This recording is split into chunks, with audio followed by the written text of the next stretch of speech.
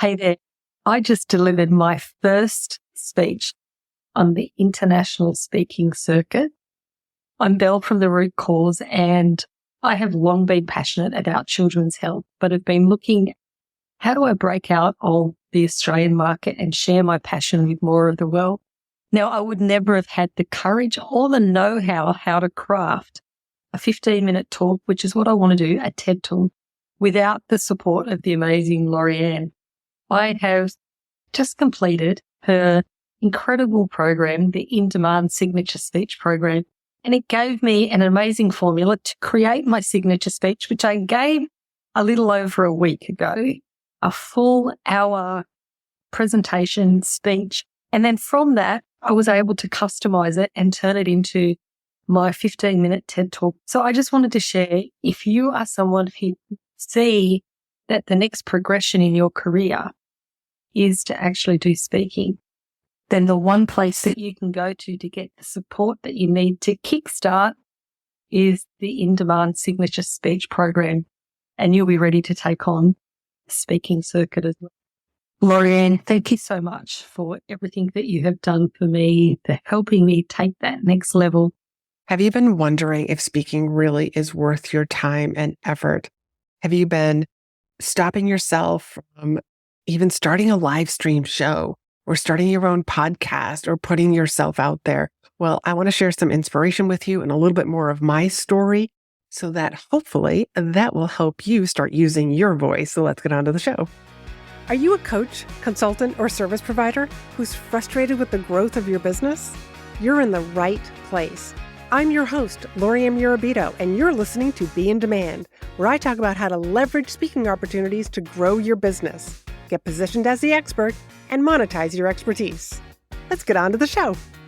I know that speaking is one of people's biggest fears, learning public speaking, being put in a position where you are forced to speak at a meeting, speak in front of an audience. And I am remembering back to a time where I was asked to you go and speak in front of the meeting. And I started giggling and I started laughing. Okay, I'll go up there, I'll do this. And I could not stop laughing. I'm looking at the audience and I was saying, sorry, I just heard this really funny joke. Yeah, and the joke was me speaking. I couldn't stop laughing that I actually had to look at my fellow colleagues and say, would you mind finishing this presentation? Because I couldn't stop laughing. So I guess what I'm trying to say is that nervousness comes in many different shapes and sizes. And that was the one time that I literally just could not stop laughing. But I've learned so much since then. And I've also learned so much since the very first time I raised my hand and said yes to speaking. And if you've been around my podcast a long time or you've been in my world a while, thank you so much. But if you're new, I'm actually a reformed, painfully shy girl. I couldn't even make eye contact with people. And there was something in me as I was observing other people. And I was kind of young, but I was observing how other people interacted with each other. And I was just like, wow, how they do that with such ease. No problem. I knew deep down inside that not being able to make eye contact was not going to serve me in the long run of my life. And it's been many years since that moment, but such an impactful moment. And I did something about it right then and there. I made eye contact with somebody, shifted to my normal behavior, and just noticed that with that little extra delay, the world didn't open up and swallow me whole. The people around me didn't start pointing fingers at me and laughing. Nothing bad happens. That was my positive reinforcement. If I could do that, maybe I could do it a little bit longer and a little bit longer. And then I finally said yes to speaking. Actually, I should say, it was a bunch of people again who pointed the finger and said, you do the speaking. This was past that time when I couldn't stop giggling. So this was another time, but this was first time that I'm speaking in front of a meeting, a networking event where we were offering education. And I got up there and I spoke from my heart. I came from a place of serving. Now, I will tell you that my presentation, my speech was far, far from perfect. It was anything but. I turned into what I call the college professor. And I got up there and I just started lecturing to the audience. There was no story. It was just all about fact of what they should be doing. I was telling the audience what they should be doing.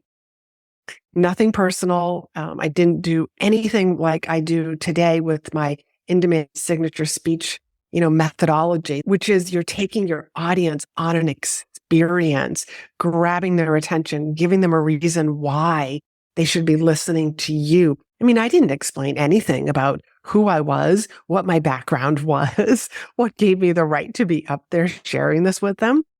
And people came up to me afterwards and was like, do you have a website? Do you work with clients? Because I didn't share any of that information in that speech. And I'll tell you something else. I have been an entrepreneur for many years, for pretty close to 30 years now. And one of the things that I know that I have definitely had to learn is about asking for help. I would tell you that way back then in the beginning, I had this belief that I had to know what I was doing. I had to look like oh my God, I can't tell people that I'm brand new at whatever the business was. And back then it was actually life coaching. Nobody would hire somebody who's brand new. So I always had to put on this air that, oh yeah, I've got like tons of experience. The resources that we have today compared to back then, there's so much that is at your fingertips. And back then there wasn't. I mean, there wasn't online courses. Like I had to go to meetings, industry meetings, like National Speakers Association meetings. I used to go to consultant meetings, these different gatherings and learn from people. But I would tell you that I didn't even know about National Speakers Association. I never even thought about learning how to speak until about 20 years ago. And that's when I started to really refine my skills. But before that, I was really just kind of learning from each speech. So I was doing the reps. I just put myself out there. And that's what I want you to start doing, is to start putting yourself out there. I mean, I get a lot of DMs and a lot of compliments on people who love my podcast. Thank you so much for listening. I don't take it lightly that you're listening to this podcast. Your time is valuable, whether you're at the gym, you're driving someplace, you're doing errands, you're just doing some housework while you're listening to this podcast. Thank you so much. And I hope that you're getting immense value. So please feel free to share this with others, but also drop me a message, either DMs over on LinkedIn or Instagram, and let me know that you're enjoying this podcast. I love to get to know my audience, which is one of the reasons why I think I just adore speaking, because it puts me in front of a group of people who I get to impact and share my knowledge and expertise with. And if there's something specific that you want to know more about, feel free to let me know what that is. I will either guide you to a previous episode that I've already done, or some other resource that I have, or maybe I will create an episode with you in mind. So back to in the beginning, when I was just starting out, I think I also had not fallen in love with neuroscience. So being able to incorporate neuroscience into a speech, because we really are trying to create an experience for our audience. At least this is what I do with my clients and my students inside In-Demand Signature Speech. We are creating an experience for our audience.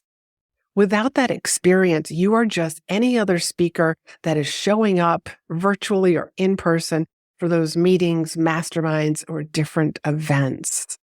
But by creating an experience for your audience, your meeting planner is watching this. Whoever's hiring you is observing this, and they can see how you are just beautifully weaving in that attention-grabbing opening, letting people know why they should be listening to you. That's your authority section, where you're explaining to people, this is what gives me the right to share this information with you, and then giving really good value.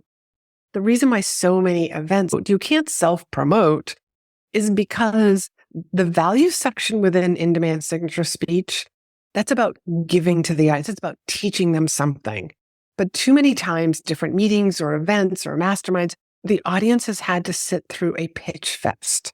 It's been like an infomercial. And as a matter of fact, I was talking to a friend of mine who hosts a podcast, and she said she had a recent guest, and just about every line that came out of her mouth, she was self-promoting herself and one of her programs. She's like, I can't use this episode. It just doesn't make sense for my audience. There was no value in this. Again, we have to start creating presentations where we are helping the audience, where we are taking them from point A to point B, helping them do something different, think something differently, believe something differently. And it's those experiences for the audience. That's why people get rebooked. That's why people get referred to other places, because we want your speech to have the 3 R's, which is we want your audience to be raving about you, remembering you, and referring you. That includes whoever booked you. And my students, once they learn how to do this, and it sounds so conversational, you really are creating a beautiful experience for the audience. That is why this show is called Be in Demand, because I want people to be referring you to other places to speak, referring you to other live stream shows. I just want your name to get out there. And the other reason why it's called Be in Demand is because I don't want people saying, hey, find me a web designer or find me a home organizer. I want people calling you out by name. That they don't say, well, let's go Google leadership speakers. It's, oh, we need to have this person. And it's like your name comes up. People know your name as your topic. That is the highest form of flattery. And it takes time. It really takes time. Nothing happens overnight. The only instant gratification is all McDonald's drive-thrus fault, and these days Amazon Prime, because now they're delivering the next morning. Nothing happens overnight that is worthwhile. I have had several businesses. Each day you're working on your reputation, you're working on your content. And if you're wondering what some of my businesses have been, I actually used to do high-end cardiovascular testing in doctors' offices. That was one of my first businesses. Life coaching, leadership, speaking, and executive coaching. And then I've come into this world where I am helping coaches, consultants, and service providers like you leverage speaking opportunities, creating experiences for your audience. And it's about doing the reps. It's not about doing one Instagram live and like nobody watched. I only had like five people watch the replay. So what? It's the next time that you do this, that another person's going to show up, and then another person's going to show up. And I would also say, like, as you're building your reputation, don't talk for the sake of talking. This is something that I say to all my clients. Like, you always want to be talking in front of the right audience. You never say yes to a speaking opportunity just for the sake of saying yes. You say yes because it's the right audience. You say yes because your message will resonate with them. You can solve the problem that audience has. And the same thing goes for doing any sort of a live stream or creating a video. You don't just talk for the sake of talking. So please cut the babble. Know exactly what you're going to be saying. And this takes time. It takes practice. And this is why I'm such a big advocate of sticky notes. So when you're first starting out, and I still do this actually, doing some sort of a quick live stream or an Instagram story, I will write down what is it that I want to share today, share on this particular live stream, on this particular story, this video. I will write it out on a sticky note. And you take that sticky note, especially if you're doing like some sort of a story or some sort of a live where you're using your phone, take the darn sticky note and stick it on the screen, not over the camera, please. And just look into the camera. When you look into the camera, you are making eye contact with whoever is going to be watching that. And the sticky note is so that you stay on task. You stay on topic. Too many times I hear people say, I forget what I'm going to say, or taking a little tangent.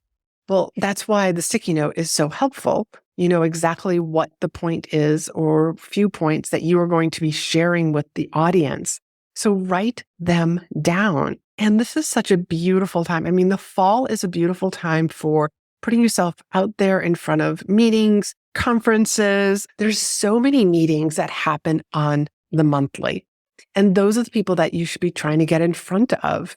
But also think about fall's a great time to be planning your spring conference. There's a lot of different associations and organizations and even summits that they're already planning for the 2025. They're already planning for the next year. So get yourself in front of people, putting yourself out there, doing the same thing again and again and again. Building a business is sexy. It's about doing the same thing over and over and over again. But you will find your own personality with it, your own finesse with it. I enjoy very much speaking in front of audiences, obviously. And even like all of my students, like when people come to me and ask me like, hey, can we rebook you again for this year? I love to always say, and what other topics are you looking for? Because I have students and also private clients who have gone through my program that I'm happy to send referrals to. So I love being able to share my people with other meeting planners and conference organizers. I am such a connector at heart. And if you know anything about human design, apparently it is definitely weaved into my human design is to make those connections with other people. So the good news is I did not pop out of the womb with a microphone and started speaking. And it didn't come natural to me. I learned how to be shy. My mother was extremely shy, had low self-esteem, and I observed that as a child and thought that that behavior that I witnessed in my mother was normal, and that's the way that I was supposed to behave. So I do believe that I learned to be shy. Something for you to think about if you consider yourself to be a shy person. Look at your parents. Look at who are some of those big influencers in your very early years. Did you learn to be like them? Because you have a choice. You do not have to be shy. You can start to teach your nervous system new tricks. And my new tricks are I can get up in front of an audience. I have shared enough presentations. I've been on stage enough that if somebody came to me and said, hey, Laurie-Ann, I need a speaker for next week, I can actually say yes to that because I've done the reps. And that doesn't mean that you have to do that. You don't have to say yes. You can just say, hey, I'm actually booked. Is there another date that we could look at? And then you would feel a little more comfortable preparing your presentation and then saying yes. But also, you learn from every speech. This is something else that I'm very big on with my clients and my students. At the end of the speech, what would you do differently? What would you say differently? What do you wish that you had asked the meeting planner, whoever booked you, the coach who's running the mastermind, the person who's running the summit? What do you wish that you would ask them beforehand? What do you wish that you had known? Learning from each presentation. Now, when I was speaking in leadership, my younger sister, Rachel, would actually attend some of my bigger events. And on the drive home or in the hotel room that evening, we always pulled out a piece of paper, which was like, okay, let's debrief. What did we need that we didn't have? And sometimes it was pencils and pens for order forms, something super simple. We didn't have extra batteries for my recording device. The pictures didn't come out as well. I wish that I had worn different clothing because of XYZ. Here's what I wish that I had shared with the audience. Here's a couple of questions that came up from the audience that I need to revisit this particular tip that's in my speech and maybe clarify it a little bit more. And also just writing down all of those questions because that's gold, because that's what people want to know more about. So there's really so much to speaking, but I hope that you keep learning more and more every single week on this particular show. And I love to hear from you. And if you are finally at that point where you're like, you know what, Laurie-Ann, I want to learn more how speaking can be used in my business. is it possible for me to be using speaking in my business? Because you may feel that you have a very different industry. You have a very different style or business model. Book a call with me. That link will be down below, but it is speakandstandout.com/discovery. You can book some time and let's just have that conversation about what does your business look like? What would you like it to look like? And why do you want to start using speaking? I have several different ways to actually learn the in-demand signature speech methodology, whether it's private coaching or it's a group program or start anytime program. I will share with you what my recommendation is for your unique situation. One of the things about working with me is I'm not cookie cutter. I am not cookie cutter because every business is different. Your story is different and it should be handled differently. And again, you want to sit down and have a conversation with me, book that call at speakandstandout.com/discovery. Till next time, be in demand. Are you ready to leverage speaking as your best form of marketing? There are over 7,500 events looking for speakers every single day. Speaking positions you as the expert in the room, but you probably don't know where to start. So I created this great resource called the Directory of Places to Speak. This resource will help you get started today. So head on over to speakandstandout.com/directory to grab your free copy now.